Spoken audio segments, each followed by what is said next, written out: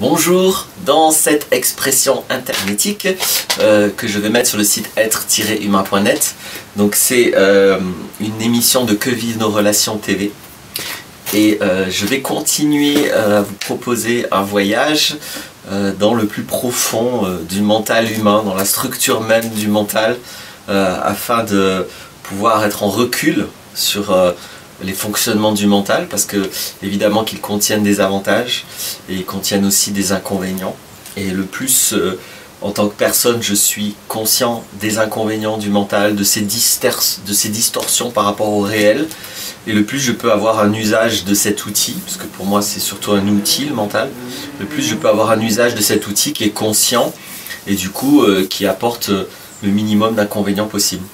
Il y a des tas de logiques qui considèrent que le mental, il faut le faire taire, etc. Il n'y a que le mental qui peut vouloir faire taire le mental. Donc c'est vraiment le serpent qui se mord la queue. Je préfère de très très loin l'approche qui consiste à être conscient de l'usage du mental. C'est beaucoup mieux que chercher à le faire taire, ce qui est un usage très peu consciencieux du mental. Et donc plus précisément, ça va être la continuité des deux vidéos précédentes que j'ai faites. Si vous allez sur la chaîne, sur ma chaîne YouTube, vous cliquez sur le lien Laurent Martinez là en dessous de la vidéo, vous allez arriver sur la totalité des vidéos. Quand je dis c'est la vidéo précédente, comme ça vous allez pouvoir choisir. C'est d'autant plus important ici que sans avoir vu la vidéo précédente qui était sur la capacité d'abstraire le concret et l'abstrait, où j'explique toutes les couches d'abstraction, sans avoir vu ça, là vous allez vraiment, je pense, rien comprendre à celle-ci. Parce que là on va vraiment être dans quelque chose de très précis, de très pointu. Donc il y a plein de personnes que ça intéresseront pas, mais ceux que ça intéresse, bon, ben, vous allez pouvoir continuer. C'est sûrement la vidéo la plus pointue et la plus rigoureuse, la plus précise. Alors pour certains on va considérer que c'est austère que j'ai fait jusqu'à maintenant. C'est pour ça aussi que j'ai attendu très longtemps avant de faire ça. Si vous allez regarder les autres vidéos, vous allez avoir déjà un petit peu l'ambiance autour de tout ce qu'on va pointer aujourd'hui.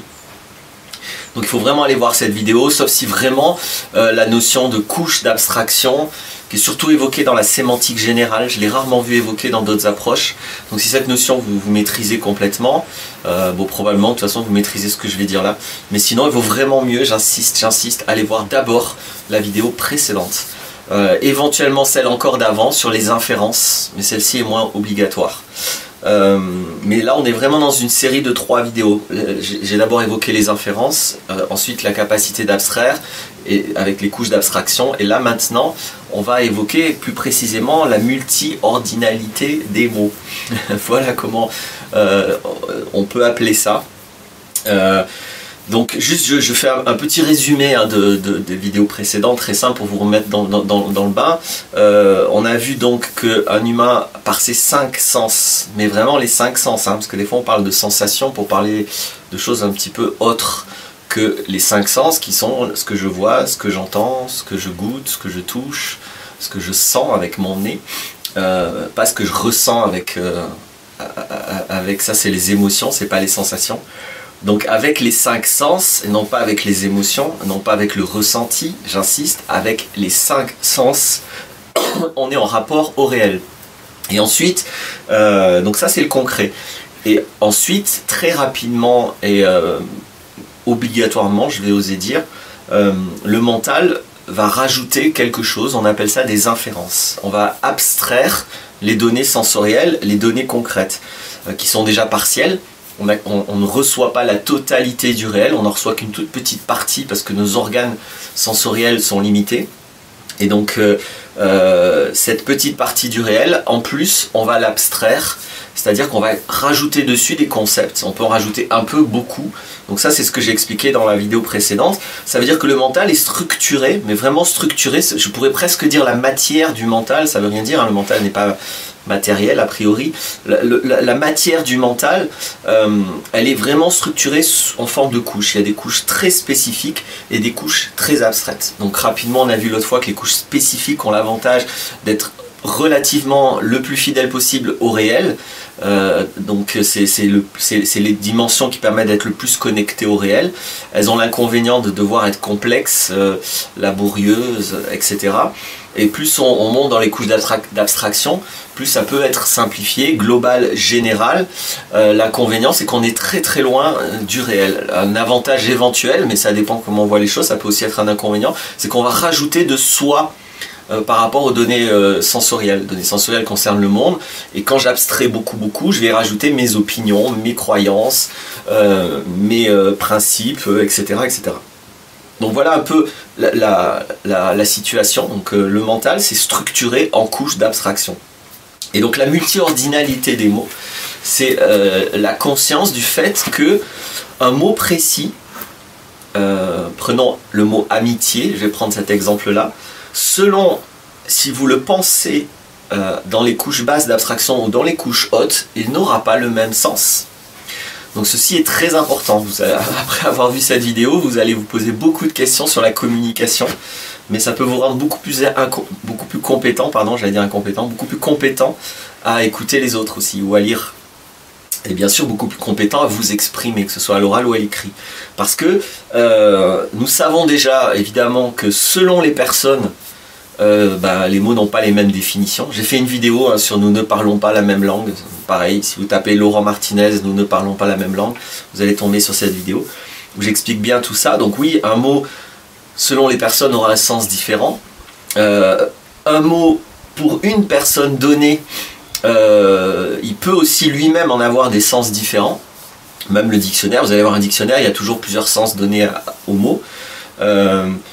Et là, nous allons voir encore une autre, comment je pourrais dire, une autre variété, une autre possibilité d'avoir plusieurs sens pour un mot. C'est simplement le où je pense le mot, c'est-à-dire où dans mon système de pensée.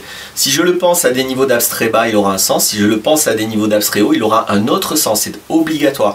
Pourquoi? Parce que les couches basses sont peu abstraites, donc sont spécifiques, reliées au réel, au concret. Et les couches hautes ne le sont pas. Donc vous ne pouvez pas penser un mot dans les couches hautes qui a un sens précis, spécifique, etc. Donc pour être précis, imaginons donc le mot amitié. Et imaginons que je vous dise quelque chose de l'ordre, oh l'amitié c'est... pour moi tout à l'heure, j'ai rencontré quelqu'un que je connais bien, avec qui j'ai une relation depuis longtemps. On a eu une conversation fabuleuse, c'était génial, on s'est bien écouté, ça a été très profond. Ça pour moi, voilà, ça c'est de l'amitié, quoi. L'amitié pour moi c'est ça, c'est quand il y a cette écoute, quand il y a cette attention, etc., etc. Donc je peux vous parler de ça longtemps. Voilà ce que j'appelle amitié en l'occurrence. Donc vous voyez bien que là le mot amitié me sert à me relier ou me sert à évoquer une situation très spécifique qui est un échange donné avec une personne donnée ce matin. Je crois que c'est ça que j'ai dit ce matin.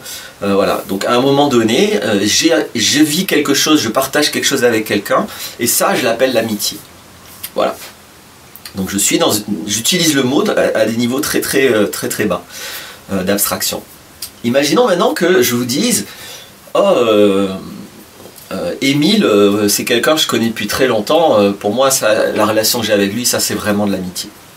Donc j'utilise toujours le même mot, le mot amitié, et si vous êtes un tout petit peu vigilant, cette fois il n'a pas du tout le même sens. Je n'utilise pas du tout ce mot pour évoquer un échange particulier avec quelqu'un, j'utilise ce mot pour évoquer carrément une relation avec une autre personne. Donc là, l'amitié vient se relier et vient évoquer une relation entière qui va impliquer énormément de choses. Mes émotions, mes sentiments, les émotions, les sentiments de l'autre, notre vécu, nos partages et surtout beaucoup d'expériences. Alors que tout à l'heure, j'utilise le mot amitié pour dire voilà, l'amitié c'est ça, c'est quand il y a cette qualité d'échange. Et là, l'amitié c'est une relation. On est bien d'accord que j'ai abstrait davantage, je suis plus sur quelque chose de spécifique, je suis sur quelque chose d'un peu plus global, puisque c'est une relation en général. Et je qualifie la relation en général, pas un événement précis vécu avec quelqu'un. Maintenant, imaginons complètement encore une fois une autre phrase, une autre situation où je vous dise oui, c'est bien beau, la famille, mais moi, pour moi le plus important c'est l'amitié. Imaginons que je vous dise ça. Cette fois, encore une fois, j'utilise le mot amitié, donc c'est toujours le même mot, mais je pense ce mot à un niveau très abstrait de mon mental, et cette fois, je ne parle absolument pas d'un événement spécifique, je ne parle même pas d'une relation spécifique, je vous parle de la valeur amitié. Vous voyez, je ne parle pas d'un ami, je ne parle pas d'une relation, je me relie quasiment plus à rien de concret. Ça devient une abstraction totale, c'est très très haut, ça devient une valeur. Je vous parle de la valeur amitié et de ce qu'elle représente pour moi. Et je la situe sur une échelle de valeur, entre cette valeur et une autre valeur. Donc, j'espère que cet exemple très simple vous montre à quel point le même mot n'a absolument aucune similarité de sens. Enfin, aucune, j'exagère peut-être, on parle toujours d'une certaine qualité d'échange avec les humains, mais on ne se relie plus au même réel du tout. On se relie à des réels de plus en plus vastes, larges, globaux. C'est vraiment la qualité des couches d'abstraction hautes. C'est à ça qu'elles servent. Alors peut-être vous allez me dire oui, mais bon, c'est parce que tu as pris le mot amitié, tu aurais pris un autre mot, ça marche pas comme ça. Prends le mot table par exemple, table, voilà, table, ça veut bien dire ce que ça veut dire, vous êtes sûr? Voyons voir. Effectivement, si je vous dis, bah là juste à côté, j'ai mis une table dehors, c'est pratique, comme ça on peut manger, on a une belle vue, etc. Donc là je vous parle d'un objet physique qui est placé là-bas. Si vous étiez là et que vous veniez voir, vous verrez cet objet physique. Donc le mot table me sert à pointer sur cet objet qui est là-bas. Et puis imaginons que il y a à côté de moi mon voisin ébéniste qui me dit attends, s'il te plaît, pitié, n'appelle pas ça une table. Pitié, un truc que tu as acheté à Ikea, moi je suis ébéniste, je sais ce que c'est une table, ceci c'est pas une table, d'accord? Voilà. Donc quand il dit ça, la personne, vous voyez bien qu'il utilise le mot table à un niveau plus abstrait. Et encore une fois, le mot table, il en fait quasiment une valeur. Il s'en sert pas pour pointer un objet, il s'en sert pour pointer une espèce d'ensemble de critères qu'il a par rapport à son métier et ses couleurs et ses valeurs, pour dire une table, c'est quand même un minimum, quoi. Il faut qu'il y ait ça, ça, ça. Sinon, ça s'appelle pas une table. Mais il ne parle pas d'un objet, il parle d'un ensemble de critères. Donc encore une fois, même le mot table qui a l'air un mot vraiment très très banal et très basique, bah, il n'échappe pas à la règle. Si vous le pensez au niveau spécifique des couches d'abstraction au niveau bas, ben, il a un certain sens, il est plus relié au réel, il est plus spécifique. Si vous le pensez à un niveau plus haut, ben, il aura un sens beaucoup plus abstrait, beaucoup plus global, beaucoup plus général. Et vous pouvez regarder, c'est valable pour rigoureusement tous les mots. C'est comme, encore une fois, c'est vraiment pour ça que je m'amusais tout à l'heure à dire, c'est la matière du mental, c'est-à-dire on n'y échappe pas. Que ça nous plaise ou pas, le mental est structuré en couches. Et donc si vous pensez là, vous ne pensez pas la même chose que là. Et donc c'est très très très important d'avoir conscience de ces niveaux d'abstraction. Parce que du coup, après, vous allez peut-être vivre des expériences un peu spéciales si vous intégrez vraiment ce que je dis là. Parce que vous allez vous rendre compte que très très souvent, les gens, en fait, je vais dire autrement, très souvent les conversations partent dans tous les sens. Il n'y a aucun suivi et à cause de ce manque de conscience des niveaux d'abstraction, on va faire n'importe quoi. Par exemple, imaginons, je reviens sur le début de mon exemple, je vous parle de cet échange que j'ai eu ce matin, qui était vraiment d'une grande qualité, etc. Et je dis, ouais, pour moi l'amitié c'est ça. Et puis il y a une personne qui m'écoute qui dit, oh oui, pour moi mon amitié avec Gérard elle est super importante, je comprends bien ce que tu veux dire. Donc on peut avoir l'impression que là il y a une espèce de fil de conversation qui se passe. Pourtant le sujet a totalement changé. On est passé du sujet de quelque chose que j'ai vécu ce matin au sujet d'une relation avec une autre personne, etc. Donc pourquoi pas, on a le droit de faire ça. Mais en tout cas, si on le fait consciemment, il y a zéro souci, mais souvent c'est inconscient. Et la personne, parce qu'elle utilise le même mot amitié, avec ce mot-là, va complètement changer de sujet et partir sur complètement autre chose. Et imaginons, vous répondiez, ah oui, je te comprends, pour moi, l'amitié, c'est le plus important. Et là, boum, vous repartez sur encore un autre sujet. Donc cette conversation-là a l'air de suivre quelque chose. Elle ne fait que suivre la forme, c'est-à-dire le mot amitié. C'est une conversation excessivement superficielle qui prend des mots pour dire des choses qui n'ont plus aucun rapport à chaque fois. Et à chaque fois, on saute complètement dans une autre conversation, dans un autre sujet, etc. Alors j'insiste, il n'y a pas de souci à changer de sujet de temps en temps.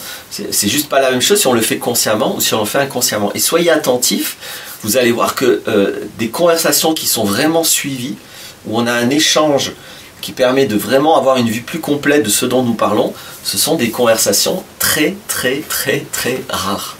C'est très rare les personnes qui ont la conscience suffisamment clair et l'intention de communiquer suffisamment clair pour avoir de véritables échanges, c'est-à-dire où on avance par rapport à un sujet et où le fait d'échanger avec quelqu'un est une richesse parce que l'autre n'a pas le même point de vue que nous, donc l'ensemble de nos deux points de vue enrichit le regard sur ce dont on parle.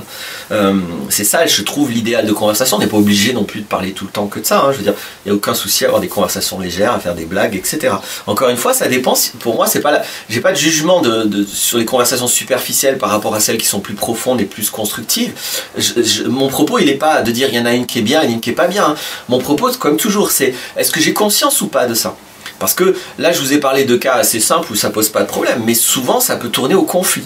Parce que vous avez l'impression que l'autre a dit quelque chose et absolument pas.